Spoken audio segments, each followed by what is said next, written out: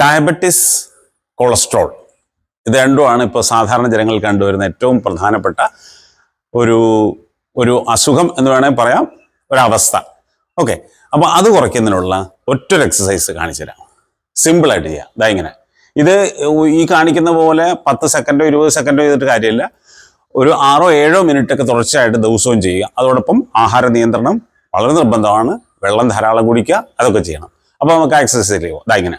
1 2 3 4 5 6 7 8 9 10 10 9 8 7 6 5 4 3 2 1.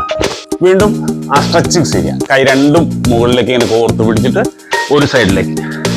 5 4 3 2 1. മറുവശത്തേക്ക് 5 4 3 2 1.